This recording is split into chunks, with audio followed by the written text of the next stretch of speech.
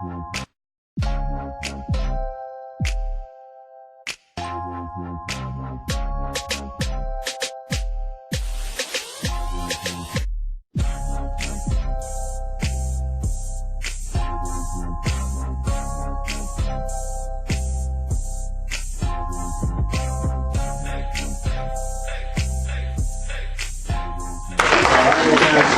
word was saddle. Okay, she did a good job, man. It's pretty, she started riding, horse. You can say one word, or she can say, but automatically we started hearing horns and this and other. All right, that's pretty interesting, right? Holy Spirit, Baptist spit, yeah. So that was pretty cool. Thank you, Delisha. All right. But the point of this exercise was you guys had to communicate some way, somehow, all right? But if you were not on one accord, you guys would have struggled. So we all kind of recognize ourselves, all right? So our word today comes from, I'm pressing too hard here. It comes from Genesis chapter 11, verses 4 through 7. We'll look at communication and why it's important for a team to communicate, and then what goes wrong and how that affects the team as you try to work together, all right? So in Genesis chapter 11, verses 4 through 7, we have a very famous story about the Tower of Babel, right? Okay, this comes from the easy to read version. We use any version we can find to convey the word, get the point across in the most appropriate manner. But the easy to read is a pretty good one because it is easy to read. All right. So here's what happened. These people are together here, and then the people said, let's build ourselves a city and a tower that will reach to the sky. All right. Then we will be famous. This will keep us together so that we will not be scattered all over the earth. Then the Lord came down to see the city and the tower. The Lord said, these people all speak the same language. It's kind of how we play the game. You got to speak what she could speak. It's kind of difficult to communicate when you're not on the same page, right? And I see that they are joined together to do this work. We were one team, one unit, trying to figure out Delisha riding a horse, all right? And I see that they are to join together to do this work. This is only the beginning of what they can do. That's pretty powerful. We're going to address that in a moment. As you work together, these people with one accord, one language, they could have done anything in the world. All right? Soon they will be able to do anything they want. So God said, let's go down. Let us. He said, let us. But God is God the Father, God the Son, God the Holy Spirit. So a lot of people confuse it. What do you mean let's? Isn't God just one person? He didn't say let me go down. He said let's. Let us. All right? Let's go down and confuse their language. Then they will not understand each other. So the confusion. We're going to talk about confusion here for a moment. All right? So as we move forward, we got to understand a lot of times we have hidden pride. All right? As my sister sent me a meme this week about one of our most favorite games. All right? This is an appropriate meme. A lot of times in life we have this proud face. We think we live in our neighborhoods because we did it. We drive our fancy cars because we did it. We got a scholarship on the team because we did it. We look good because we did it. Everything we feel like it is because of our own work, our own effort, okay? But here's what it is. So people say, let us, they had a look what I did mentality. They said, I've done so much in the past. I went to school, I did this in such a brief, so I'm going to continue to do it. But what they did not do, they did not give God any credit or give God any praise. Similar to a lot of churches, a lot of our lives, we don't give God any praise. We say, why am I here to praise a God I can't see, I can't feel? I mean, God didn't bless me with my whatever it is. I did it. I did all hard work. So we have the proud face. And then what happens with that is we get the wrong type of mentality and we start to steal the show. When we say, God, steal my show, it's about God having all the glory, not us. Because they wanted to shine, right? This is what they said. It says, then we will be famous. Whoever it is, the starter team, you go out and score 30 points and nobody else scores at all, then you'll be famous. Everybody walk around campus and like, hey, good job. But the team is suffering. In your relationships, we suffer because it's all about you, what you want, what you need, what you desire. All right? And your life is all about what you can do, what you've done. They didn't say, hey, God has blessed us, so let's give him the glory when we do this. We were blessed with this building, giving it totally free. The lady just said, hey, you just meet me at the courthouse and now I signed the deed over to you. It wasn't like, wow, look what we did. It's like, look, wow, God, look what you've done, a miracle. So that's the kind of mindset we have to have as Christians before we end up like the people at the Tower of Babel. We do not need to forget God. So as we keep it personal, all right, we like to do that because we have a personal walk with God. You guys chose to be here, other people decide not to be here. All right? It's just that simple. So as you keep it personal, you have to say to yourself, like, do I ever forget that God is my provider? Do I ever just say, you know what, I got this job by myself. I got this scholarship by myself. I made the basketball team by myself. I'm doing it all by myself. And I don't need to acknowledge God at all. Failing to recognize and realize that He is the one who made their way. And if God's been good to you, wouldn't you want to just continue to follow Him? Right? I mean, doesn't it make sense? You know, and I think like Coach Peter said, they won a championship last year, right? This is right. There you go, right? And then to win the championship again this year, so it'll be pretty foolish for our superintendent to say, you know, we're going to fire Coach Peterson. Right. That's pretty crazy, right? What do you mean? She brought the trophy home. God has brought the trophy home for all of us. He allowed you to wake up this morning. He allowed you to get through that surgery. He allowed you to make it through a situation, a bad breakup. I don't know what it is. He allows you to just make it. You have the trophy. You have battle scars that are significant to show you that you've been healed. You have that spiritual scars and you've been healed. I mean, it would be crazy to say, you know what, God, I don't need you anymore. You know, wham, bam, thank you, ma'am, kind of tell with God, all right? We pray to God when things go wrong, and then when He blesses us to get through, ooh, forget you, God. Appreciate it, but I really don't appreciate you like that. We cool, but we're not that cool. We use God when it's convenient, all right? But we understand we have a God who cares. I always think that God is a nosy Rosie. He's a party pooper. He's always getting in the way. Because here's the word says, it says, and the Lord came down to see the city in the tower. You know, God sits high and looks low. He knows everything we're doing. There's nothing in the world you can hide from God. I don't care. Maybe he didn't find out. Maybe she didn't find out. Maybe your parents didn't find out what you did in school that day. Maybe, you know, you got away with it that time. Maybe she didn't figure it out. Maybe he didn't. It doesn't matter, but God knows. Okay? And God cares. And the thing about it, He's a very concerned dad. You know, He is just looking down to see what was going on. He wants to see how this is going to affect my sons and daughters. Because you see later in the text, He says they would have just kept building. They would have been very, very conceited. They would have probably got really, really big. All right? But the beautiful thing about it is God knows better than us. We understand a little bit why God decided to confuse their language. It worked out for their good. And a lot of times we realize why God is doing things. Oh, why did you let that happen? Because He knows better. Why did I turn my ACL? Because I have something in store for you down the road. Why did He leave me? Because I have a better man for you down the road. Why do you want to save her? Because your wife is only a year down the road. Why did I get laid off of this job? Well, simple, because you're going to be promoted to a better job. Don't worry about this small stuff right now. I mean, I got to figure it out. Just trust me no matter what it is. Because I'm daddy, and I'm your dad, and I care about you, and I love you. So we need to just understand, God, I'm in your hands, I'm in your hands. I'm in your hands, all right? So we got to understand that. So God cares, and then we got to make sure that we realize how much potential we have. We have a lot of potential only if we work together. I'm sure this piece will stress their team and all the MC athletes, you know, you got to work as a team, you can make it. You try to get that shine, and I'm the man, I'm the woman, I'm this, it's all about me. I got to make sure I get 25 touches. I got to make sure I'm playing at least 40 minutes, whatever it is. It's not going to work out. There's that same mentality that say that. He said, you know, I'm the most beautiful creature ever created. I can make any voice, any sound. I can sweep a woman off her feet.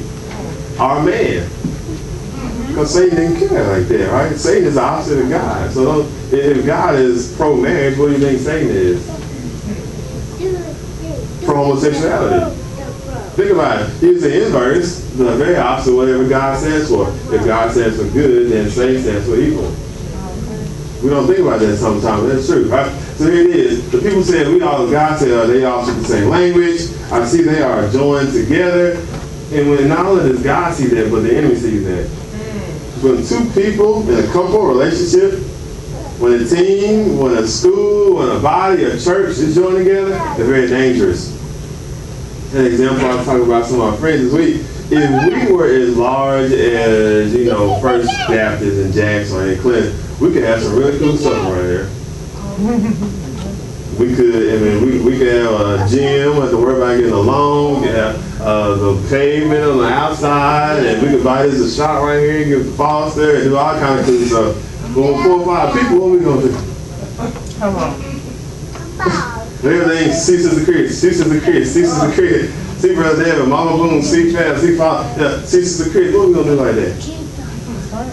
Right? But you're going to wear somebody out, right? But then you just say you just work together, one team, one goal, the possibilities are endless. Because what God recognized that this is only the beginning of what they can do soon.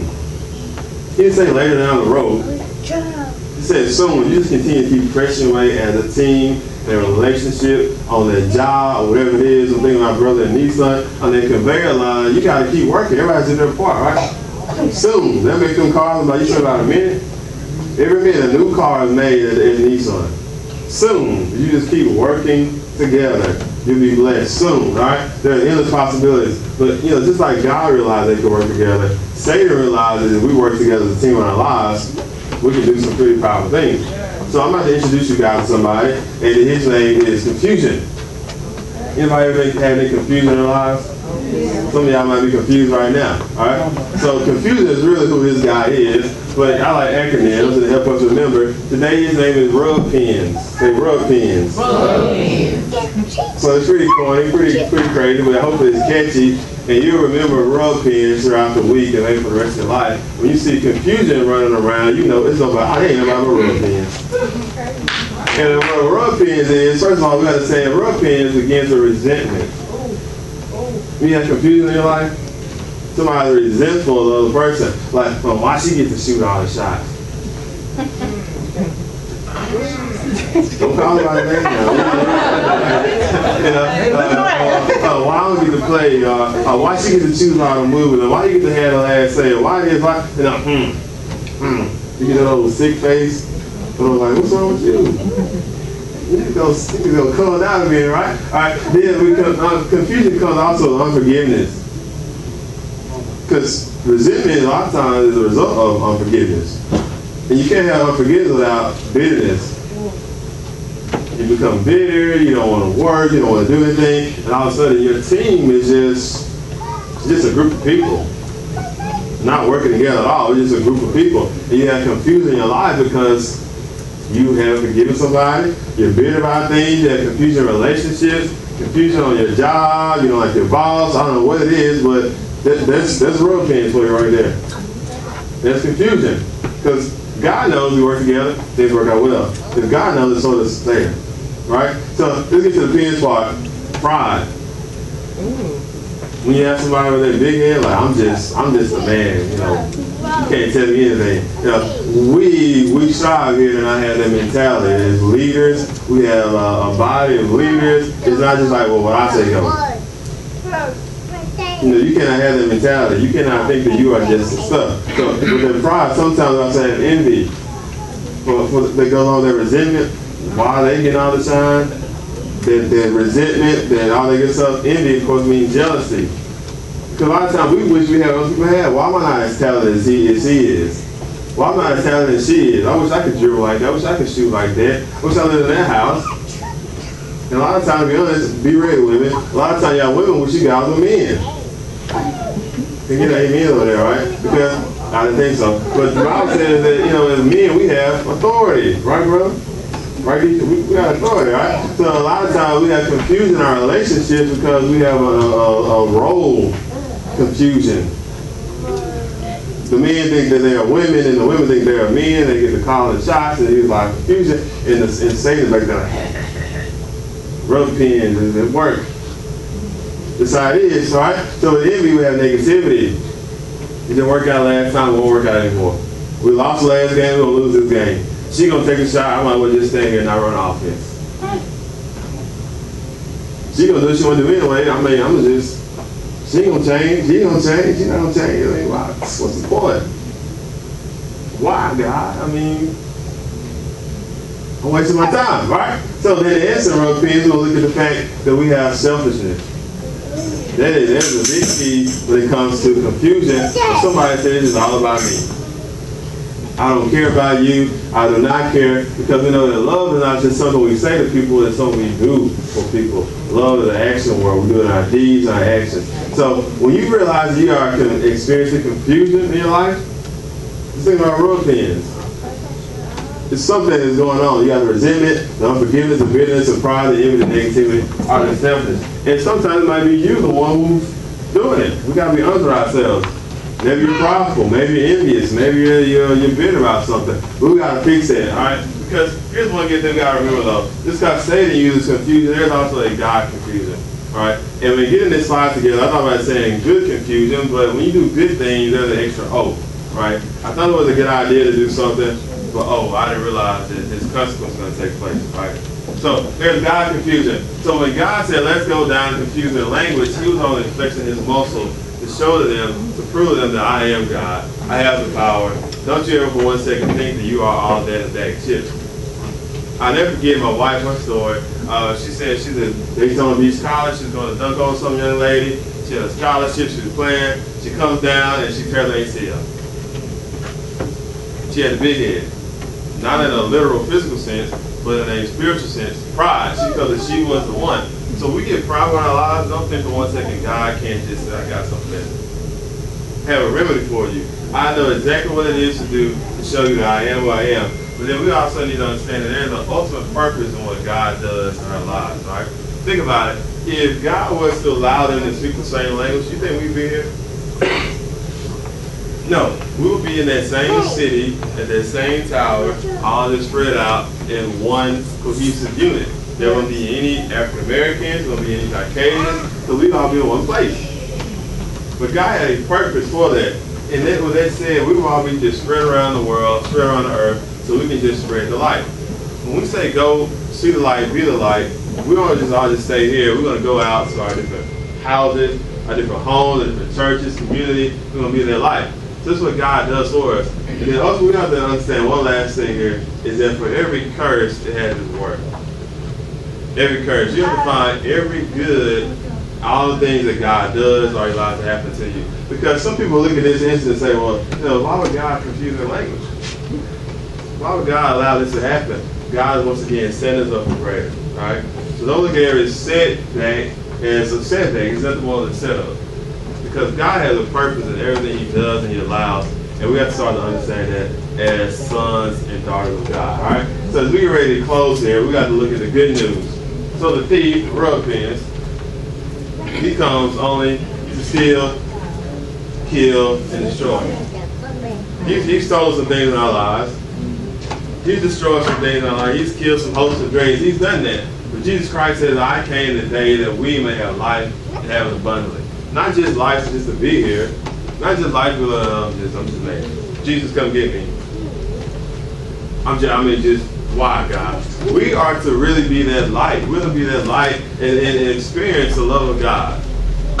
As the scripture says, it's to restore the joy of our salvation. Yeah. That's what it's all about. So when people see us, somebody else says, I want to be just like him.